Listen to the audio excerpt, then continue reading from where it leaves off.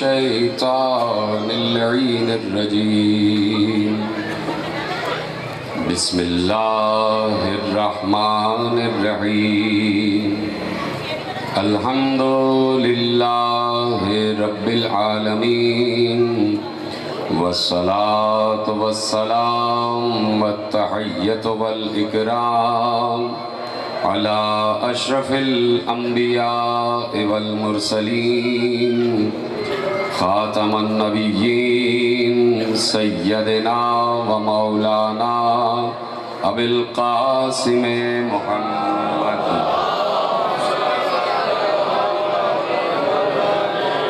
وأهل بيته الطيبين الطاهرين المعصومين المظلومين المنتخبين المنتجبين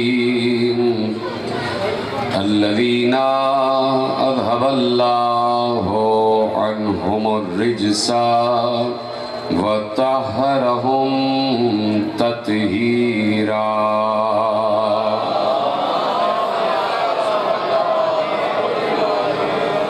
أما بعد فقد قال رسول الله صلى الله عليه وآله وسلم حسین منی وانا من الحسین. صلوات پڑھے محمد.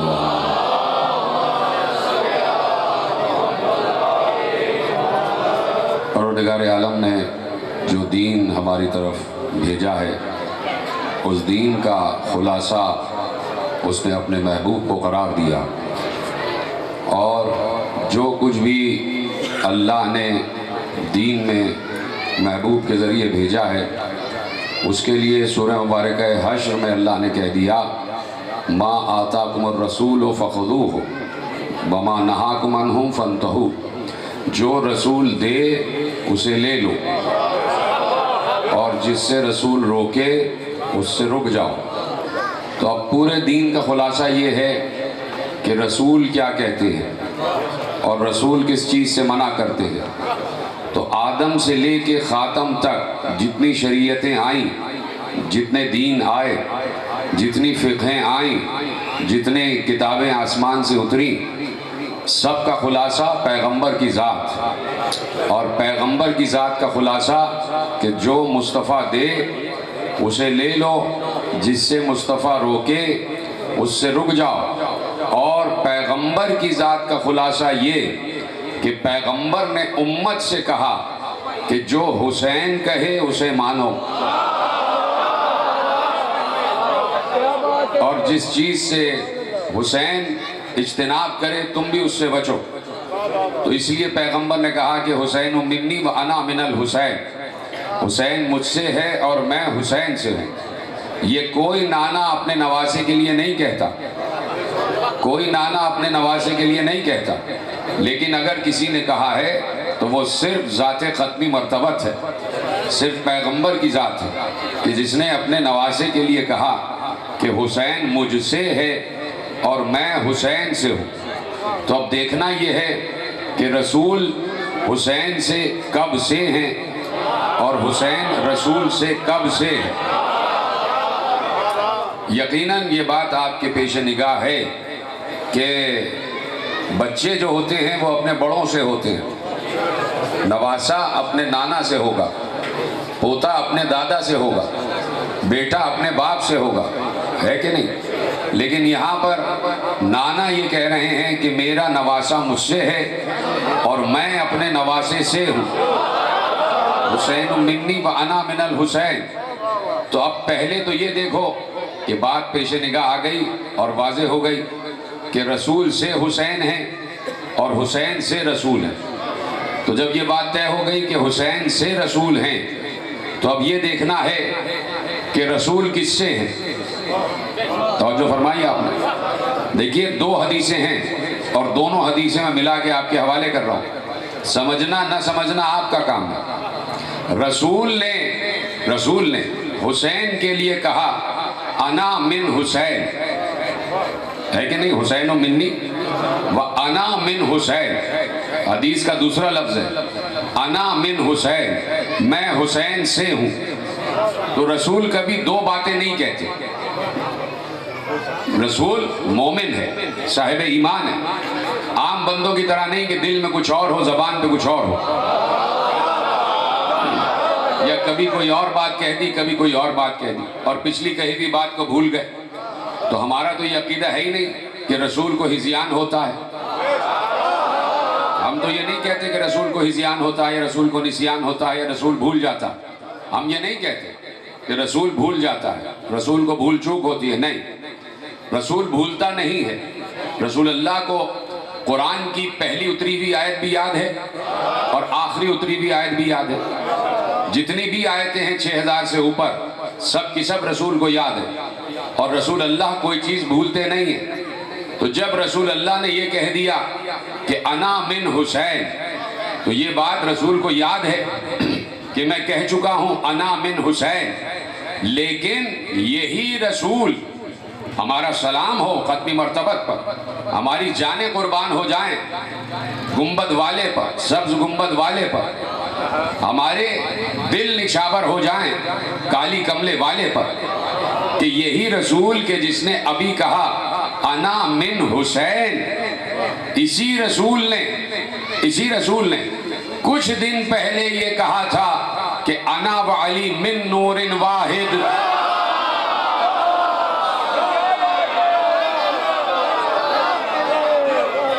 سلامت رہیں۔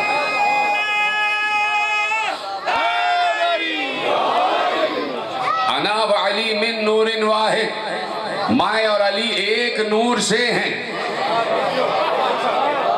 سمجھے نا اس بات کو؟ انا وعلی من نور واحد، میں اور علی من، لفظ من استعمال کیا، انا وعلی من نور واحد، میں اور علی نور واحد سے من پر ہیں۔ اور یہاں کیا کہا؟ انا من حسین۔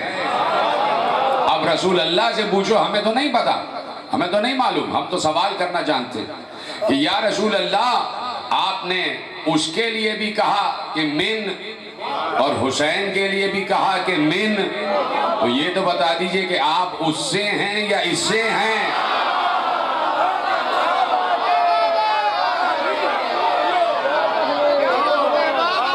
انا وعلی من نور واحد، حسین منی و انا من حسین، انا من حسین۔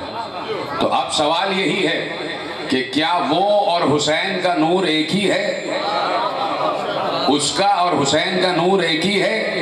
جو پیغمبر کہہ رہے ہیں انا وعلی من نور واحد، میں اور علی واحد ہی کے نور سے ہیں۔ تو اب طے یہ کرنا ہے کہ کب سے ہیں اور کب سے حسین ہیں، کب سے رسول حسین سے ہیں اور کب سے حسین رسول سے ہیں۔ تو بات طے ہو گئی، اور کہنے والوں نے کہہ دیا، اور لکھنے والوں نے لکھ دیا، اور سننے والوں نے سن لیا کہ پیغمبر اس دنیا میں آ گئے اور حسین بھی اس دنیا میں آ گئے۔ حسین پیغمبر کی آغوش میں آئے، اور اللہ کے رسول نے پوچھا علی ابن ابی طالب سے کہ اس بچے کا کوئی نام رکھا؟ علی نے کہا کہ آپ کے ہوتے ہوئے میں کیسے سبقت کروں؟ پیغمبر نے کہا تم میرے ہوتے ہوئے سبقت نہیں کر سکتے، میں اللہ کے ہوتے ہوئے سبقت نہیں کر سکتا۔ تو اس کا مطلب ہے کہ پیغمبر نے کہا اس مولود کا نام اللہ رکھے گا، اللہ کی طرف سے اس کا نام آئے گا۔ تو اللہ نے جبرائیل کے ذریعے سے پیغام بھیجا کہ اس بچے کا نام حسین رکھو۔ شبیر نام رکھا، شبیر نام رکھا، اور شبیر جو ہے وہ عبرانی زبان کا لفظ ہے، اور عربی میں شبیر کے معنی ہیں حسین۔ کہا کہ اس کا وہی نام رکھنا کہ جو موسیٰ کے بھائی ہارون کے چھوٹے بیٹے کا نام رکھا گیا، تو وہی نام وہ شبیر تھا۔ تو پیغمبر نے کہا کہ یا اللہ وہ تو عبرانی زبان کا لفظ تھا، میری تو عربی زبان ہے۔ کہا عربی میں شبیر کو حسین کہتے، اس سے پہلے یہ حسین نام کسی کا نہیں تھا، حالانکہ عربی زبان میں لفظ موجود تھا، عربی زبان میں لفظ موجود تھا، لیکن کسی کو ہمت نہ ہوئی کہ اپنے بیٹے کا نام حسین رکھ دیتا۔ اس لیے کہ سب سمجھ رہے تھے کہ کوئی اتنا حسین تو ہو کہ نام حسین رکھا جائے، کوئی اتنا حسین تو ہو کہ نام حسین رکھا جائے، کوئی اتنا حسین تو ہو کہ نام حسین رکھا جائے۔ تو میرے عزیزو، اب 3 شعبان سے لے کر 4 ہجری، 3 شعبان سن 4 ہجری سے لے کر، اور جملہ سمجھیے گا، 3 شعبان سن 4 ہجری سے لے کر 12 ربیع الاول سن 11 ہجری تک حسین رسول سے ہے۔ 3 شعبان 4 ہجری سے لے کر 12 ربیع الاول 11 ہجری تک حسین رسول سے ہیں، اور 11 ہجری سے قیامت تک رسول حسین سے ہے۔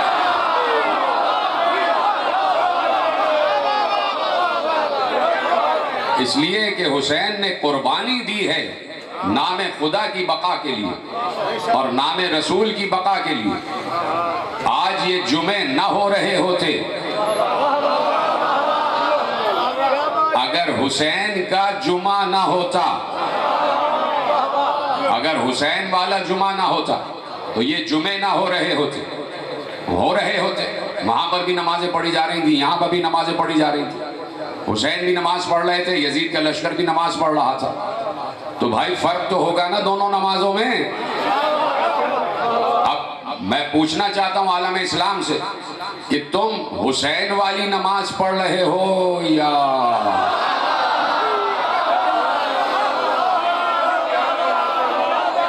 کون سی نماز پڑھ رہے ہو؟ ایک نماز حسین بھی پڑھ رہے تھے، ایک نماز عمر سعد بھی پڑھ رہا تھا، ایک نماز حسین بھی پڑھ رہے تھے، ایک نماز شمر بھی پڑھ رہا تھا، ایک نماز حسین بھی پڑھ رہے تھے، ایک نماز ابن زیاد بھی پڑھ رہا تھا، ایک نماز حسین بھی پڑھ رہے تھے، ایک نماز یزید بھی پڑھ رہا تھا۔ تو اب دیکھنا یہ ہے کہ حسین والی نماز کیا ہے۔ حسین والی نماز یہ ہے کہ رسول 63 برس کی زندگی میں رسول نے جتنی بھی نمازیں پڑھی ہیں، کسی نماز میں امت کے کسی بچے کو یہ شرف حاصل نہ ہوا جو حسین کو شرف حاصل ہوا کہ رسول سجدے میں ہیں اور پشت پر حسین، رسول سجدے میں ہیں اور پشت پر حسین ہے۔ تو یہ ہے حسین والی نماز، اس کو کہتے ہیں حسینی نماز، کہ رسول سجدے میں رہے اور حسین پشت پر بیٹھ گئے۔ تو اس کا مطلب یہ ہے کہ حسین پشت پر سواری تھوڑی کر رہے تھے۔ بھائی حسین اپنے حجرے سے باہر نکلے اور نکلنے کے بعد پوری مسجد کو دیکھا، اور دیکھنے کے بعد پوری مسجد میں ایک ایک صف کو دیکھا، کہیں کوئی مصلی خالی نہیں تھا۔ حسین نے سوچا میں کہاں نماز پڑھوں؟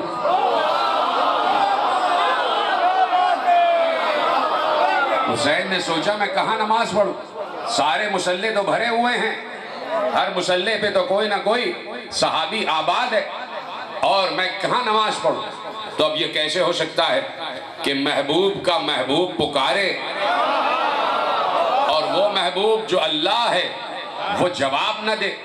تو ایک بار اللہ نے قلب حسین میں یہ بات ڈالی کہ پوری دنیا کے لیے مصلی یہ مسجد نبوی کی چٹائی،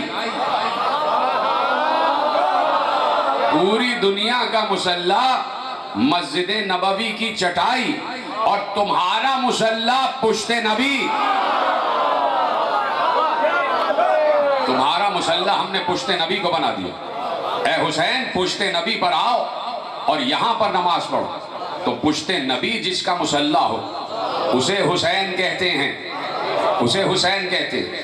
تو اب یہ سجدہ یاد رہا، حسین کو یہ سجدہ یاد رہا کہ نانا آپ نے سجدہ کیا اور پشت پر مجھے بٹھا لیا، نانا آپ کا بڑا احسان، نانا آپ کی بڑی محبت، اور میں اس سجدے کا قرض ادا کروں گا، اور ایسے ادا کروں گا کہ آپ سجدے میں تھے لیکن آپ نے سجدے سے سر اٹھا لیا، لیکن میں جب سجدے میں ہوں گا تو میرا سر سجدے سے اٹھے گا نہیں بلکہ کٹ کے نوک سنا پر آ جائے گا۔ اجرکم علی اللہ۔ ابھی شبیہ ذوالجناح برآمد ہونا ہے، حسین کی سواری کی شبیہ تعزیہ تو تم دیکھ رہے ہو، اس پہ ہائے مظلوم حسین لکھا ہوا ہے۔ تو ابھی جیسے شبیہ کا استقبال اور احترام کرنا ہے وہ آپ کو معلوم ہے، یہ حسین کے ذوالجناح کی شبیہ ہے کہ جس نے حسین کا ساتھ نہیں چھوڑا، جس نے حسین کا ساتھ نہیں چھوڑا۔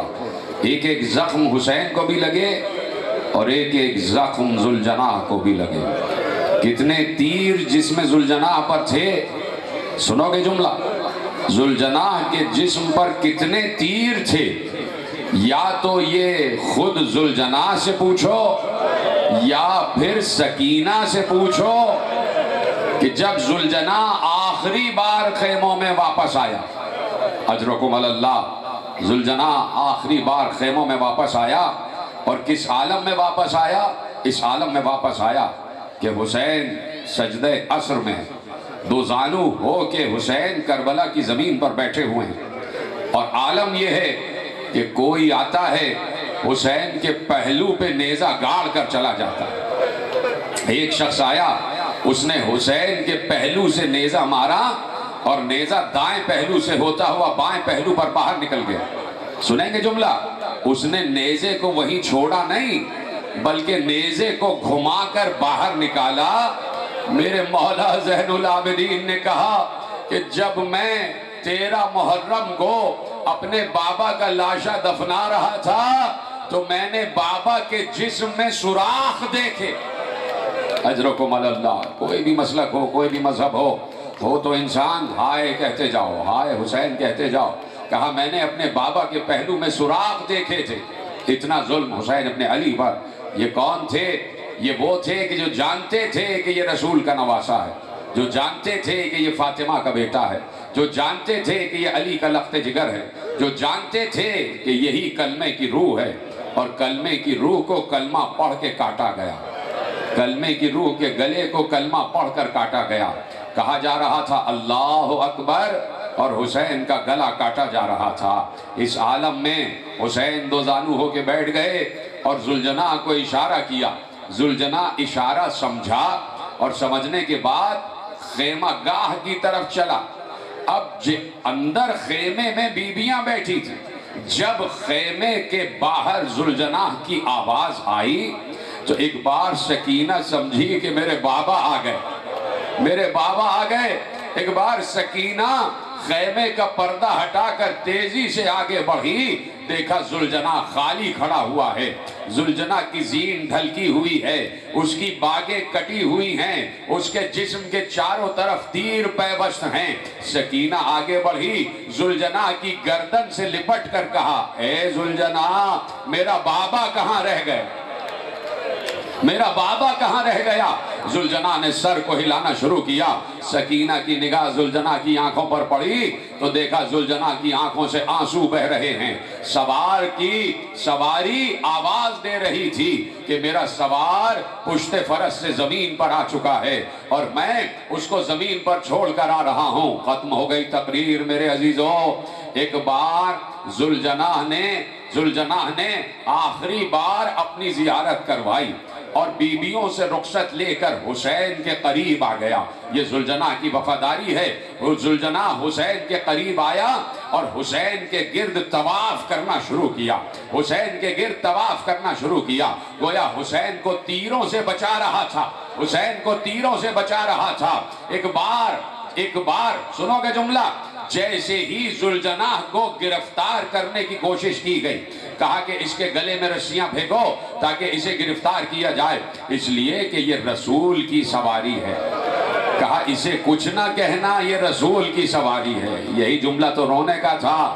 فوج یزید نے کہا ذوالجناح کو کچھ نہ کہنا، یہ رسول کی سواری ہے۔ ارے تمہیں ایک گھوڑے کا تو اندازہ ہے، لیکن جو پشت نبی پر سوار رہا، جس کی سواری خود رسول رہے، اس کا تمہیں کوئی اندازہ نہیں، اس کا تمہیں کوئی خیال نہیں۔ ایک بار اس نے پیروں کو پٹکنا شروع کیا، اپنے سر کو زمین پر مارنا شروع کیا۔ ختم ہو گئی تقریر۔ بہت عرصے کے بعد میرے مولا زین العابدین سے کسی نے پوچھا تھا کہ مولا ہم نے دیکھا کہ ذوالجناح زمین پر پاؤں مار رہا تھا اور زمین پر اپنا سر پٹک رہا تھا۔ میرے مولا نے سر سے امامہ پھینک کر کہا، ارے وہ حسین کو ماتم کر رہا تھا، حسین پر گریہ کر رہا تھا، سر پٹک پٹک کر حسین پر ماتم کر رہا تھا۔ ختم ہو گئی تقریر۔ میرے عزیزوں، میں سب سے یہی کہوں گا، صرف ذوالجناح نہیں تھا کہ جو حسین پر سر پٹک پٹک کر ماتم کر رہا ہو۔ ارے جیسے ہی گلوئے حسین پر خنجر چلا، کوئی بی بی چاروں طرف گھوم گھوم کر کہہ رہی تھی، ارے نہ مارو، میں نے چکیاں پیس پیس کر پالا ماتم حسین۔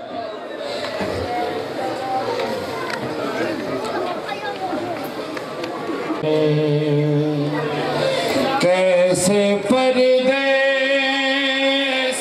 میں کاظم پہ زمانے آئے،